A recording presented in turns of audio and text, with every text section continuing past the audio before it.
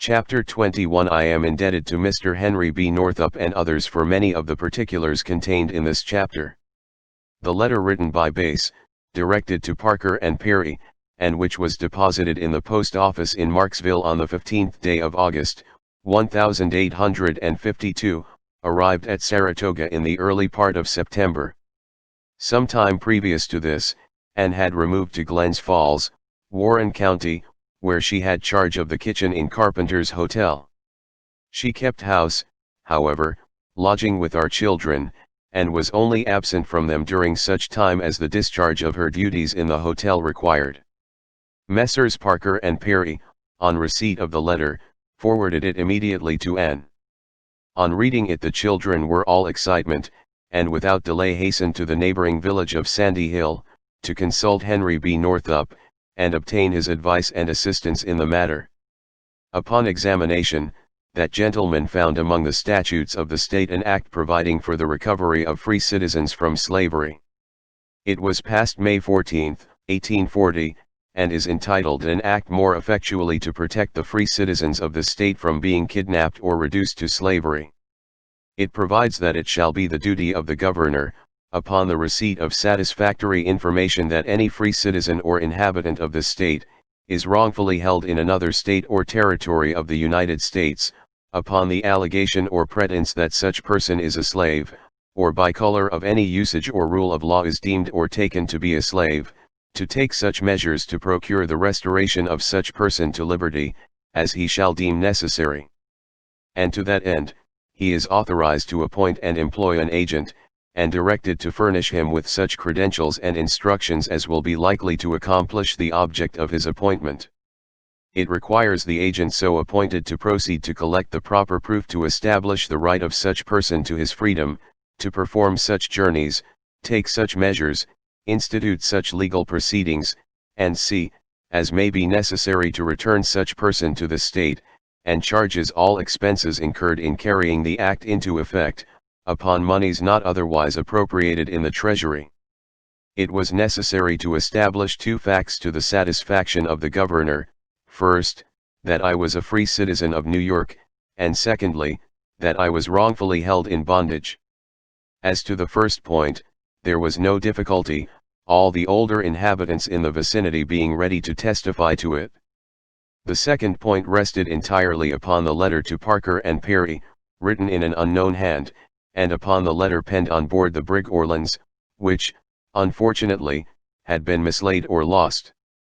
A memorial was prepared, directed to His Excellency, Governor Hunt, setting forth her marriage, my departure to Washington City, the receipt of the letters, that I was a free citizen, and such other facts as were deemed important, and was signed and verified by Anne. Accompanying this memorial were several affidavits of prominent citizens of Sandy Hill and Fort Edward, corroborating fully the statements it contained, and also a request of several well-known gentlemen to the governor, that Henry B. Northup be appointed agent under the legislative act. On reading the memorial and affidavits, His Excellency took a lively interest in the matter, and on the 23d day of November, 1852, under the seal of the state, constituted, appointed and employed Henry B. Northup, Esq., an agent, with full power to effect my restoration, and to take such measures as would be most likely to accomplish it, and instructing him to proceed to Louisiana with all convenient dispatch. The pressing nature of Mr. Northup's professional and political engagements delayed his departure until December. On the 14th day of that month he left Sandy Hill, and proceeded to Washington. The Honorable Pierre Soule, Senator in Congress from Louisiana, Honorable Mr. Conrad, Secretary of War, and Judge Nelson, of the Supreme Court of the United States, upon hearing a statement of the facts, and examining his commission, and certified copies of the memorial and affidavits, furnished him with open letters to gentlemen in Louisiana, strongly urging their assistance in accomplishing the object of his appointment. Senator Soule especially interested himself in the matter, insisting, in forcible language, that it was the duty and interest of every planter in his state to aid in restoring me to freedom, and trusted the sentiments of honor and justice in the bosom of every citizen of the Commonwealth would enlist him at once in my behalf. Having obtained these valuable letters, Mr. Northup returned to Baltimore, and proceeded from thence to Pittsburgh. It was his original intention, under advice of friends at Washington, to go directly to New Orleans, and consult the authorities of that city. Providentially, however, on arriving at the mouth of Red River, he changed his mind. Had he continued on, he would not have met with base, in which case the search for me would probably have been fruitless. Taking passage on the first steamer that arrived, he pursued his journey up Red River, a sluggish, winding stream, flowing through a vast region of primitive forests and impenetrable swamps, almost wholly destitute of inhabitants. About 9 o'clock in the forenoon, January 1, 1853, he left the steamboat at Marksville, and proceeded directly to Marksville Courthouse, a small village 4 miles in the interior. From the fact that the letter to Messrs. Parker and Perry was postmarked at Marksville, it was supposed by him that I was in that place or its immediate vicinity. On reaching this town, he at once laid his business before the Honorable John P. Waddell, a legal gentleman of distinction, and a man of fine genius and most noble impulses. After reading the letters and documents presented him, and listening to a representation of the circumstances under which I had been carried away into captivity, Mr. Waddell at once proffered his services, and entered into the affair with great zeal and earnestness. He, in common with others of like elevated character, looked upon the kidnapped with abhorrence. The title of his fellow parishioners and clients to the property which constituted the larger proportion of their wealth, not only depended upon the good faith in which slave sales were transacted, but he was a man in whose honorable heart emotions of indignation were aroused by such an instance of injustice. Marksville, although occupying a prominent position, and standing out in impressive italics on the map of Louisiana, is, in fact, but a small and insignificant hamlet.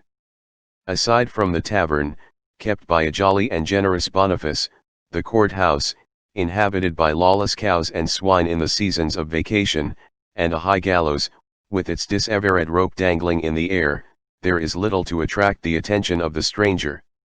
Solomon Northup was a name Mr. Waddell had never heard, but he was confident that if there was a slave bearing that appellation in Marksville or vicinity, his black boy Tom would know him. Tom was accordingly called, but in all his extensive circle of acquaintances there was no such personage. The letter to Parker and Perry was dated at Bayou Boeuf. At this place, therefore, the conclusion was, I must be sought. But here a difficulty suggested itself, of a very grave character indeed.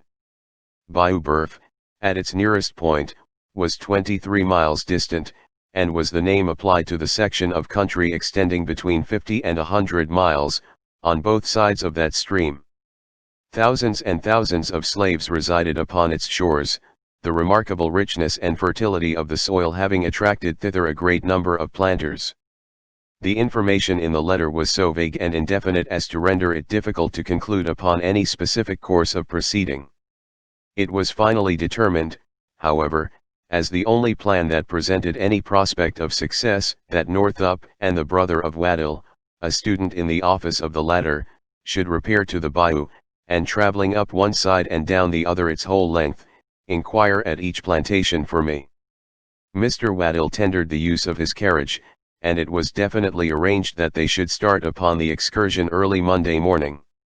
It will be seen at once that this course, in all probability, would have resulted unsuccessfully. It would have been impossible for them to have gone into the fields and examine all the gangs at work. They were not aware that I was known only as Platt, and had they inquired of Epps himself, he would have stated truly that he knew nothing of Solomon Northup. The arrangement being adopted, however, there was nothing further to be done until Sunday had elapsed. The conversation between Messrs. Northup and Waddell, in the course of the afternoon, turned upon New York politics. I can scarcely comprehend the nice distinctions and shades of political parties in your state, observed Mr. Waddell. I read of soft shells and hard shells, hunkers and barn burners, woolly heads and silver grays, and am unable to understand the precise difference between them. Pray, what is it? Mr. Northup, refilling his pipe, entered into quite an elaborate narrative of the origin of the various reactions of parties, and concluded by saying there was another party in New York, known as Free Soilers or Abolitionists. You have seen none of those in this part of the country, I presume? Mr. Northup remarked. Never, but one, answered Waddell, laughingly. We have one here in Marksville, an eccentric creature, who preaches abolitionism as vehemently as any fanatic at the North. He is a generous, inoffensive man, but always maintaining the wrong side of an argument. It affords us a deal of amusement. He is an excellent mechanic, and almost indispensable in this community. He is a carpenter. His name is Bass. Some further good-natured conversation was had at the expense of Bass' peculiarities, when Waddell all at once fell into a reflective mood, and asked for the mysterious letter again. Let me see Letmesse, he repeated, thoughtfully to himself, running his eyes over the letter once more. Bayou Boeuf, August 15. August 15 postmarked here. He that is writing for me, where did Bass work last summer, he inquired, turning suddenly to his brother. His brother was unable to inform him, but rising, left the office, and soon returned with the intelligence that Bass worked last summer somewhere on Bayou Boeuf. He is the man, bringing down his hand emphatically on the table, who can tell us all about Solomon Northup, exclaimed Waddell. Bass was immediately searched for, but could not be found. After some inquiry, it was ascertained he was at the landing on Red River. Procuring a conveyance, young Waddell and Northup were not long in traversing the few miles to the latter place. On their arrival, Bass was found, just on the point of leaving, to be absent a fortnight or more. After an introduction, Northup begged the privilege of speaking to him privately a moment. They walked together towards the river, when the following conversation ensued. Mr. Bass, said Northup, allow me to ask you if you were on Bayou Boeuf last August. Yes, sir, I was there in August, was the reply. Did you write a letter for a colored man as that place to some gentleman in Saratoga Springs? Excuse me, sir, if I say that is none of your business, answered Bass, stopping and looking his interrogator searchingly in the face. Perhaps I am rather hasty, Mr. Bass, I beg your pardon, but I have come from the state of New York to accomplish the purpose the writer of a letter dated the 15th of August, postmarked at Marksville, had in view. Circumstances have led me to think that you are perhaps the man who wrote it. I am in search of Solomon Northup. If you know him, I beg you to inform me frankly where he is, and I assure you the source of any information you may give me shall not be divulged, if you desire it not to be. A long time Bass looked his new acquaintance steadily in the eyes, without opening his lips. He seemed to be doubting in his own mind if there was not an attempt to practice some deception upon him. Finally he said, deliberately, I have done nothing to be ashamed of. I am the man who wrote the letter. If you have come to rescue Solomon Northup, I am glad to see you. When did you last see him, and where is he? Northup inquired. I last saw him Christmas, a week ago today. He is the slave of Edwin Epps, a planter on Bayou Boeuf, near Holmesville. He is not known as Solomon Northup, he is called Platt. The secret was out, the mystery was unraveled. Through the thick, black cloud, amid whose dark and dismal shadows I had walked 12 years, broke the star that was to light me back to liberty. All mistrust and hesitation were soon thrown aside, and the two men conversed long and freely upon the subject uppermost in their thoughts. Bass expressed the interest he had taken in my behalf, his intention of going north in the spring, and declaring that he had resolved to accomplish my emancipation, if it were in his power. He described the commencement and progress of his acquaintance with me, and listened with eager curiosity to the account given him of my family, and the history of my early life. Before separating, he drew a map of the bayou on a strip of paper with a piece of red chalk, showing the locality of Epps Plantation, and the road leading most directly to it. Northup and his young companion returned to Marksville, where it was determined to commence legal proceedings to test the question of my right to freedom. I was made plaintiff, Mr. Northup acting as my guardian, and Edwin Epps defendant. The process to be issued was in the nature of replace Evan, directed to the sheriff of the parish, commanding him to take me into custody, and detain me until the decision of the court. By the time the papers were duly drawn up, it was 12 o'clock at night, too late to obtain the necessary signature of the judge, who resided some distance out of town. Further business was therefore suspended until Monday morning.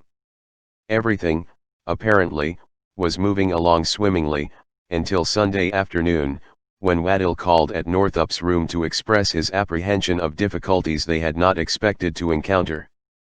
Bass had become alarmed, and had placed his affairs in the hands of a person at the landing, communicating to him his intention of leaving the state.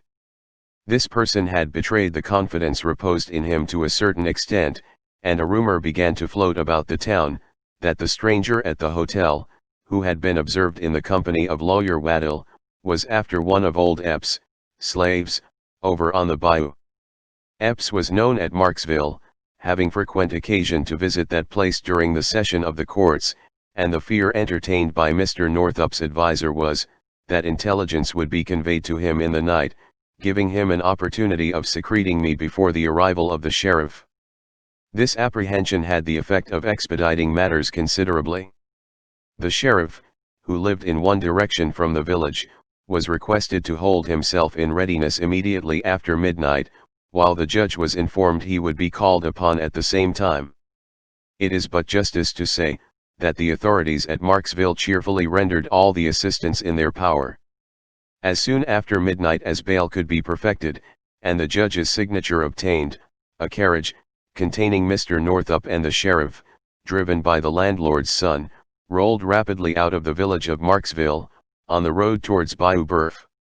It was supposed that Epps would contest the issue involving my right to liberty, and it therefore suggested itself to Mr. Northup, that the testimony of the sheriff, describing my first meeting with the former, might perhaps become material on the trial. It was accordingly arranged during the ride, that, before I had an opportunity of speaking to Mr. Northup, the sheriff should propound to me certain questions agreed upon, such as the number and names of my children, the name of my wife before marriage, of places I knew at the north, and so forth. If my answers corresponded with the statements given him, the evidence must necessarily be considered conclusive. At length, shortly after Epps had left the field, with the consoling assurance that he would soon return and warm us, as was stated in the conclusion of the preceding chapter, they came in sight of the plantation, and discovered us at work. Alighting from the carriage, and directing the driver to proceed to the great house, with instructions not to mention to anyone the object of their errand until they met again, Northup and the sheriff turned from the highway, and came towards us across the cotton field. We observed them, on looking up at the carriage, one several rods in advance of the other. It was a singular and unusual thing to see white men approaching us in that manner, and especially at that early hour in the morning, and Uncle Abram and Patsy made some remarks, expressive of their astonishment. Walking up to Bob, the sheriff inquired, "Where's the boy they call Platt?" "Dar he is, massa," answered Bob, pointing to me, and twitching off his hat. I wondered to myself what business he could possibly have with me, and turning round, gazed at him until he had approached within a step. During my long residence on the bayou, I had become familiar with the face of every planter within many miles, but this man was an utter stranger. Certainly I had never seen him before. "Your name is Platt, is it?" he asked. "Yes, master," I responded. Pointing towards Northup, standing a few rods distant, he demanded, "Do you know that man?" I looked in the direction indicated, and as my eyes rested on his countenance, a world of images thronged my brain, a multitude of well-known faces and the dear children's, and my old dead father's, all the scenes and associations of childhood and youth, all the friends of other and happier days, appeared and disappeared, flitting and floating like dissolving shadows before the vision of my imagination, until at last the perfect memory of the man recurred to me, and throwing up my hands towards heaven, I exclaimed, in a voice louder than I could utter in a less exciting moment, "Henry B. Northup!" Thank God, thank God. In an instant I comprehended the nature of his business, and felt that the hour of my deliverance was at hand. I started towards him, but the sheriff stepped before me. "Stop a moment," said he, "have you any other name than Platt?" "Solomon Northup is my name, master," I replied. "Have you a family?" he inquired. "I had a wife and 3 children." "What were your children's names?" "Elizabeth, Margaret, and Alonzo." "And your wife's name before her marriage?" "Ann Hampton." "Who married you?" "Timothy Eddy, of Fort Edward." "Where does that gentleman live?" again pointing to Northup, who remained standing in the same place where I had first recognized him. "He lives in Sandy Hill, Washington County, New York," was the reply. He was proceeding to ask further questions, but I pushed past him, unable longer to restrain myself. I seized my old acquaintance by both hands. I could not speak. I could not refrain from tears. "Soul," he said at length, "I'm glad to see you." I essayed to make some answer, but emotion choked all utterance, and I was silent. The slaves, utterly confounded, stood gazing upon the scene, their open mouths and rolling eyes indicating the utmost wonder and astonishment. For 10 years I had dwelt among them, in the field and in the cabin, borne the same hardships, partaken the same fare, mingled my griefs with theirs, participated in the same scanty joys. Nevertheless, not until this hour, the last I was to remain among them, had the remotest suspicion of my true name, or the slightest knowledge of my real history been entertained by any one of them. Not a word was spoken for several minutes, during which time I clung fast to Northup, looking up into his face, fearful I should awake and find it all a dream. "Throw down that sack," Northup added, finally, "your cotton-picking days are over. Come with us to the man you live with." I obeyed him, and walking between him and the sheriff, we moved towards the great house. It was not until we had proceeded some distance that I had recovered my voice sufficiently to ask if my family were all living. He informed me he had seen Anne, Margaret, and Elizabeth but a short time previously, that Alonzo was also living, and all were well. My mother, however, I could never see again. As I began to recover in some measure from the sudden and great excitement which so overwhelmed me, I grew faint and weak, insomuch it was with difficulty I could walk. The sheriff took hold of my arm and assisted me, or I think I should have fallen. As we entered the yard, Epps stood by the gate, conversing with the driver. That young man, faithful to his instructions, was entirely unable to give him the least information in answer to his repeated inquiries of what was going on. By the time we reached him he was almost as much amazed and puzzled as Bob or Uncle Abram. Shaking hands with the sheriff, and receiving an introduction to Mr. Northup, he invited them into house, ordering me, at the same time, to bring in some wood. It was some time before I succeeded in cutting an armful, having, somehow, unaccountably lost the power of wielding the axe with any manner of precision.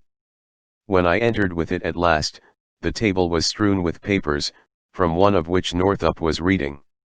I was probably longer than necessity required, in placing the sticks upon the fire, being particular as to the exact position of each individual one of them. I heard the words, "the said Solomon Northup," and the deponent further says, "and free citizen of New York," repeated frequently, and from these expressions understood that the secret I had so long retained from Master and Mistress Epps, was finally developing. I lingered as long as prudence permitted, and was about leaving the room, when Epps inquired, "Platt, do you know this gentleman?" "Yes, master," I replied, "I have known him as long as I can remember." "Where does he live?" "He lives in New York." "Did you ever live there?" "Yes, master, born and bred there." "You was free, then?" "Now you d nigger," he exclaimed, "why did you not tell me that when I bought you?" "Master Epps," I answered, in a somewhat different tone than the one in which I had been accustomed to address him. "Master Epps, you did not take the trouble to ask me. Besides, I told one of my owners, the man that kidnapped me, that I was free, and was whipped almost to death for it. It seems there has been a letter written for you by somebody. Now, who is it? He demanded, authoritatively. I made no reply. I say, who wrote that letter? He demanded again. Perhaps I wrote it myself, I said. You haven't been to Marksville post office and back before light, I know. He insisted upon my informing him, and I insisted I would not. He made many vehement threats against the man, whoever he might be, and intimated the bloody and savage vengeance he would wreak upon him, when he found him out. His whole manner and language exhibited a feeling of anger towards the unknown person who had written for me, and of fretfulness at the idea of losing so much property. Addressing Mr. Northup, he swore if he had only had an hour's notice of his coming, he would have saved him the trouble of taking me back to New York, that he would have run me into the swamp, or some other place out of the way, where all the sheriffs on earth couldn't have found me. I walked out into the yard, and was entering the kitchen door, when something struck me in the back. Aunt Phoebe, emerging from the back door of the great house with a pan of potatoes, had thrown one of them with unnecessary violence, thereby giving me to understand that she wished to speak to me a moment confidentially.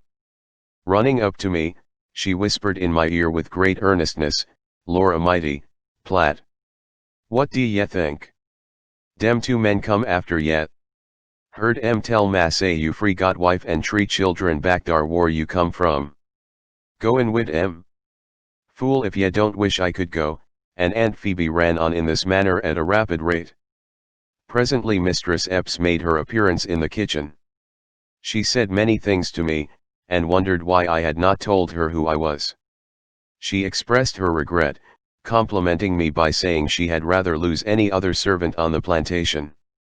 Had Patsy that day stood in my place, the measure of my mistress' joy would have overflowed. Now there was no one left who could mend a chair or a piece of furniture, no one who was of any use about the house, no one who could play for her on the violin, and Mistress Epps was actually affected to tears. Epps had called to Bob to bring up his saddle horse.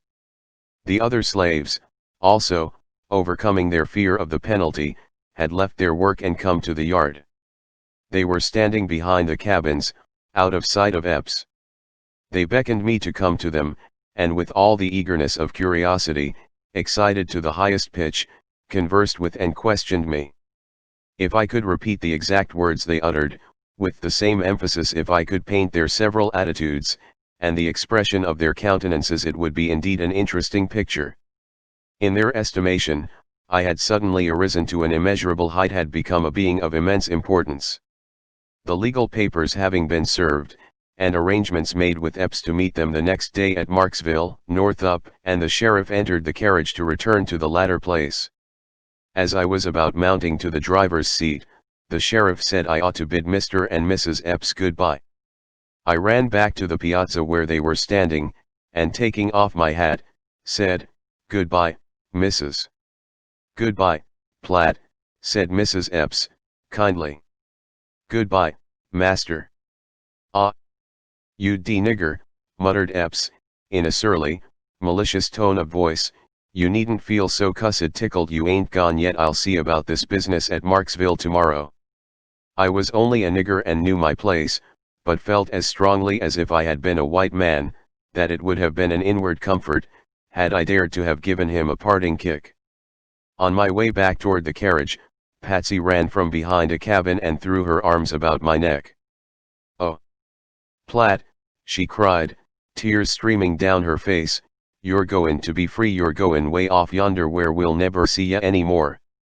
You've saved me a good many whipping, Platt. I'm glad you're goin' to be free, but oh, the Lord, what'll become of me?" I disengaged myself from her, and entered the carriage. The driver cracked his whip and away we rolled. I looked back and saw Patsy, with drooping head, half reclining on the ground. Mrs. Epps was on the piazza, Uncle Abram and Bob and Wiley, and Aunt Phoebe stood by the gate, gazing after me. I waved my hand, but the carriage turned a bend of the bayou, hiding them from my eyes forever. We stopped a moment at Carrie's sugar house, where a great number of slaves were at work, such an establishment being a curiosity to a northern man. Epps dashed by us on horseback at full speed on the way, as we learned next day, to the Pine Woods, to see William Ford, who had brought me into the country. Tuesday, the 4th of January, Epps and his counsel, the Honorable E. Taylor, Northup, Waddell, the judge and sheriff of Avoyelles, and myself, met in a room in the village of Marksville. Mr. Northup stated the facts in regard to me, and presented his commission, and the affidavits accompanying it. The sheriff described the scene in the cotton field. I was also interrogated at great length. Finally, Mr. Taylor assured his client that he was satisfied, and that litigation would not only be expensive, but utterly useless. In accordance with his advice, a paper was drawn up and signed by the proper parties, wherein Epps acknowledged he was satisfied of my right to freedom, and formally surrendered me to the authorities of New York. It was also stipulated that it be entered of record in the recorder's office of Avoyelles. Mr. Northup and myself immediately hastened to the landing, and taking passage on the first steamer that arrived, were soon floating down Red River, up which, with such desponding thoughts, I had been borne 12 years before. Chapter 22. As the steamer glided on its way towards New Orleans, perhaps I was not happy, perhaps there was no difficulty in restraining myself from dancing round the deck, perhaps I did not feel grateful to the man who had come so many 100 miles for me, perhaps I did not light his pipe, and wait and watch his word, and run at his slightest bidding. If I didn't, well, no matter. We tarried at New Orleans 2 days. During that time I pointed out the locality of Freeman's slave pen, and the room in which Ford purchased me. We happened to meet Theophilus in the street, but I did not think it worth while to renew acquaintance with him. From respectable citizens we ascertained he had become a low, miserable rowdy, a broken down, disreputable man. We also visited the recorder, Mr. Genois, to whom Senator Soul's letter was directed, and found him a man well deserving the wide and honorable reputation that he bears. He very generously furnished us with a sort of legal pass, over his signature and seal of office, and as it contains the recorder's description of my personal appearance, it may not be amiss to insert it here. The following is a copy: State of Louisiana, City of New Orleans, Recorder's Office, 2nd District. To all to whom these presents shall come, this is to certify that Henry B. Northup, Esquire, of the County of Washington, New York, has produced before me due evidence of the freedom of Solomon, a mulatto man, aged about 42 years, 5 feet, 7 inches, and 6 lines, woolly hair, and chestnut eyes, who is a native born of the state of New York. That the said Northup, being about bringing the said Solomon to his native place, through the southern routes, the civil authorities are requested to let the aforesaid colored man Solomon pass unmolested, he demeaning well and properly. Given under my hand and the seal of the City of New Orleans this January 7th, 1853. L.S. Th. Genois, Recorder. On the 8th we came to Lake Pontchartrain, by railroad, and, in due time, following the usual route, reached Charleston. After going on board the steamboat, and paying our passage at the city, Mr. Northup was called upon by a custom house officer to explain why he had not registered his servant. He replied that he had no servant, that, as the agent of New York, he was accompanying a free citizen of that state from slavery to freedom, and did not desire nor intend to make any registry whatever. I conceived from his conversation and manner, though I may perhaps be entirely mistaken, that no great pains would be taken to avoid whatever difficulty the Charleston officials might deem proper to create. At length, however, we were permitted to proceed, and, passing through Richmond, where I caught a glimpse of Goodin's pen, arrived in Washington January 17, 1853. We ascertained that both Birch and Radburn were still residing in that city. Immediately a complaint was entered with the police magistrate of Washington, against James H. Birch, for kidnapping and selling me into slavery. He was arrested upon a warrant issued by Justice Goddard, and returned before Justice Mansell, and held to bail in the sum of $3,000. When first arrested, Birch was much excited, exhibiting the utmost fear and alarm, and before reaching the justice's office on Louisiana Avenue, and before knowing the precise nature of the complaint, begged the police to permit him to consult Benjamin O. Shekels, a slave trader of 17 years' standing, and his former partner. The latter became his bail. At 10 o'clock, the 18th of January, both parties appeared before the magistrate. Senator Chase, of Ohio, Honorable Orville Clark, of Sandy Hill, and Mr. Northup acted as counsel for the prosecution, and Joseph H. Bradley for the defense. General Orville Clark was called and sworn as a witness, and testified that he had known me from childhood, and that I was a free man, as was my father before me. Mr. Northup then testified to the same, and proved the facts connected with his mission to Avoyelles. Ebenezer Radburn was then sworn for the prosecution, and testified he was 48 years old, that he was a resident of Washington, and had known Birch 14 years, that in 1841 he was keeper of William's slave pen, that he remembered the fact of my confinement in the pen that year. At this point it was admitted by the defendant's counsel, that I had been placed in the pen by Birch in the spring of 1841, and hereupon the prosecution rested. Benjamin O. Shekels was then offered as a witness by the prisoner. Benjamin is a large, coarse-featured man, and the reader may perhaps get a somewhat correct conception of him by reading the exact language he used in answer to the first question of defendant's lawyer. He was asked the place of his nativity, and his reply, uttered in a sort of rowdyish way, was in these very words: "I was born in Ontario County, New York, and weighed 14 pounds. Benjamin was a prodigious baby." He further testified that he kept the Steamboat Hotel in Washington in 1841, and saw me there in the spring of that year. He was proceeding to state what he had heard two men say, when Senator Chase raised a legal objection, to wit, that the sayings of third persons, being hearsay, was improper evidence.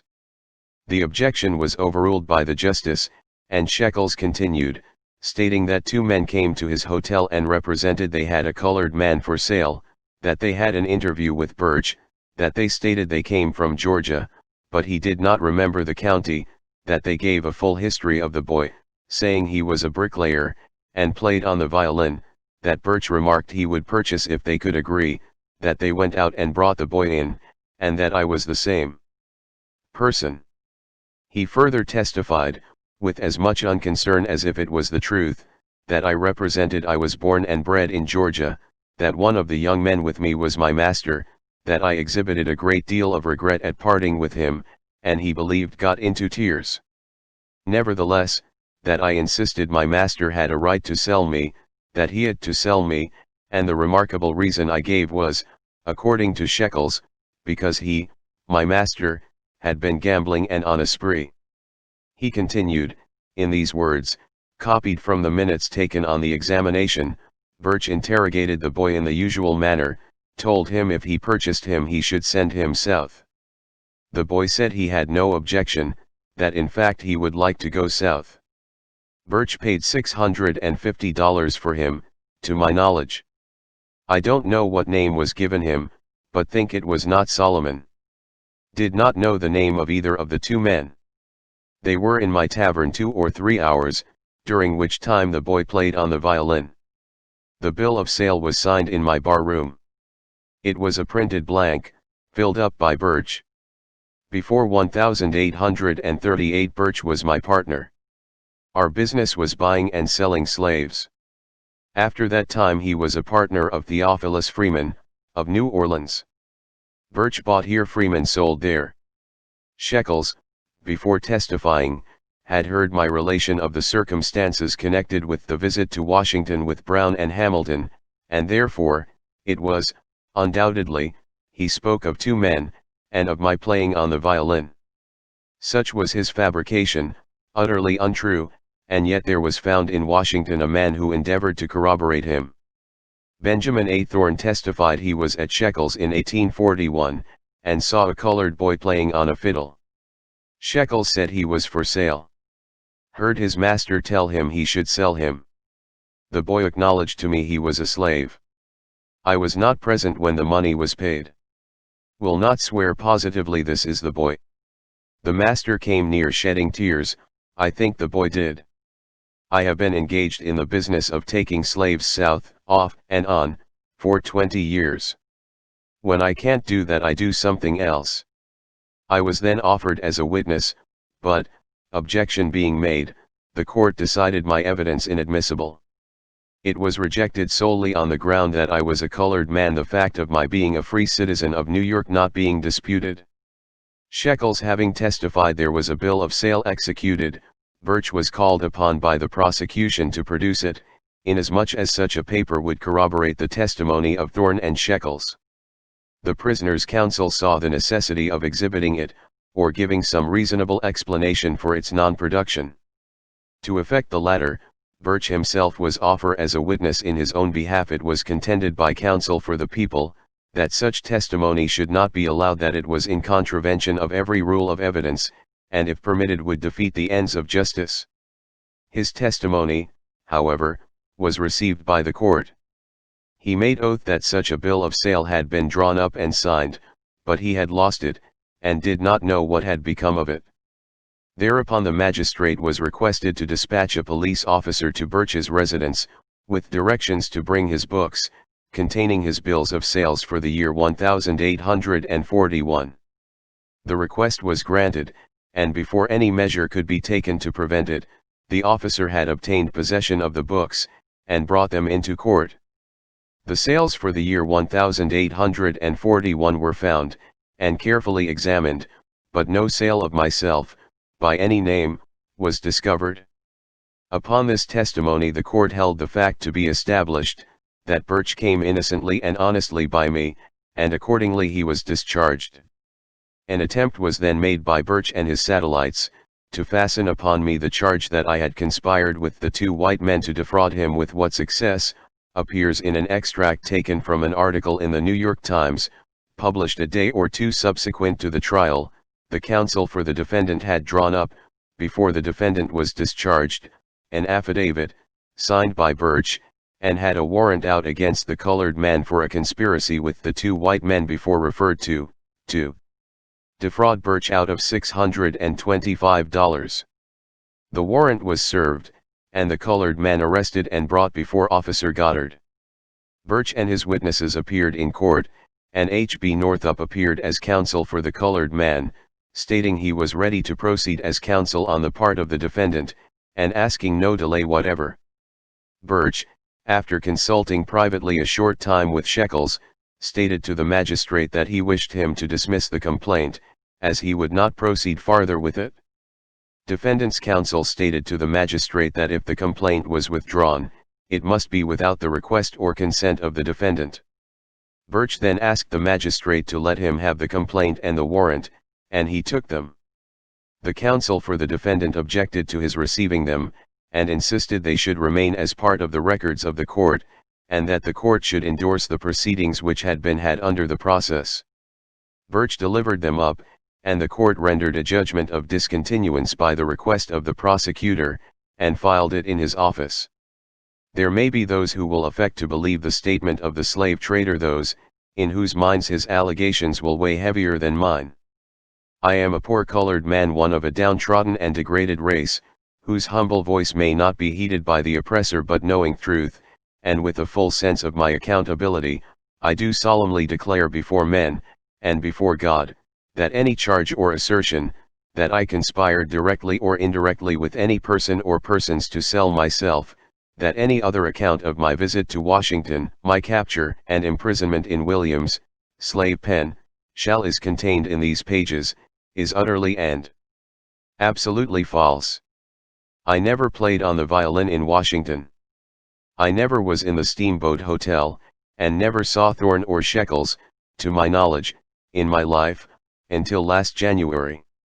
The story of the trio of slave traders is a fabrication as absurd as it is base and unfounded. Were it true, I should not have turned aside on my way back to liberty for the purpose of prosecuting Birch. I should have avoided rather than sought him. I should have known that such a step would have resulted in rendering me infamous. Under the circumstances, longing as I did to behold my family, and elated with the prospect of returning home, it is an outrage upon probability to suppose I would have run the hazard, not only of exposure, but of a criminal prosecution and conviction, by voluntarily placing myself in the position I did, if the statements of Birch and his confederates contain a particle of truth. I took pains to seek him out, to confront him in a court of law, charging him with the crime of kidnapping, and the only motive that impelled me to the step, was a burning sense of the wrong he had inflicted upon me, and a desire to bring him to justice. He was acquitted, in the manner, and by such means as have been described. A human tribunal has permitted him to escape, but there is another and a higher tribunal, where false testimony will not prevail, and where I am willing, so far at least as these statements are concerned, to be judged at last. We left Washington on the 20th of January, and proceeding by the way of Philadelphia, New York, and Albany, reached Sandy Hill in the night of the 21st. My heart overflowed with happiness as I looked around upon old familiar scenes, and found myself in the midst of friends of other days. The following morning I started, in company with several acquaintances, for Glens Falls, the residence of Ann and our children. As I entered their comfortable cottage, Margaret was the first that met me. She did not recognize me. When I left her, she was but 7 years old, a little prattling girl, playing with her toys. Now she was grown to womanhood, was married, with a bright-eyed boy standing by her side. Not forgetful of his enslaved, unfortunate grandfather, she had named the child Solomon Northup Stanton. When told who I was, she was overcome with emotion, and unable to speak. Presently Elizabeth entered the room, and Anne came running from the hotel, having been informed of my arrival. They embraced me, and with tears flowing down their cheeks, hung upon my neck. But I draw a veil over a scene which can better be imagined than described. When the violence of our emotions had subsided to a sacred joy, when the household gathered round the fire, that sent out its warm and crackling comfort through the room, we conversed of the thousand events that had occurred, the hopes and fears, the joys and sorrows, the trials and troubles we had each experienced during the long separation. Alonzo was absent in the western part of the state. The boy had written to his mother a short time previous, of the prospect of his obtaining sufficient money to purchase my freedom. From his earliest years, that had been the chief object of his thoughts and his ambition. They knew I was in bondage. The letter written on board the brig, and Clemray himself, had given them that information. But where I was, until the arrival of base letter, was a matter of conjecture. Elizabeth and Margaret once returned from school, so Anne informed me, weeping bitterly. On inquiring the cause of the children's sorrow, it was found that, while studying geography, their attention had been attracted to the picture of slaves working in the cotton field, and an overseer following them with his whip. It reminded them of the sufferings father might be, and, as it happened, actually was, enduring in the South. Numerous incidents, such as these, were related incidents showing they still held me in constant remembrance, but not, perhaps, of sufficient interest to the reader, to be recounted. My narrative is at an end. I have no comments to make upon the subject of slavery. Those who read this book may form their own opinions of the peculiar institution. What it may be in other states, I do not profess to know. What it is in the region of Red River, is truly and faithfully delineated in these pages. This is no fiction, no exaggeration. If I have failed in anything, it has been in presenting to the reader too prominently the bright side of the picture. I doubt not hundreds have been as unfortunate as myself, that hundreds of free citizens have been kidnapped and sold into slavery, and are at this moment wearing out their lives on plantations in Texas and Louisiana. But I forbear. Chastened and subdued in spirit by the sufferings I have borne, and thankful to that good being through whose mercy I have been restored to happiness and liberty, I hope henceforward to lead an upright though lowly life, and rest at last in the churchyard where my Father sleeps.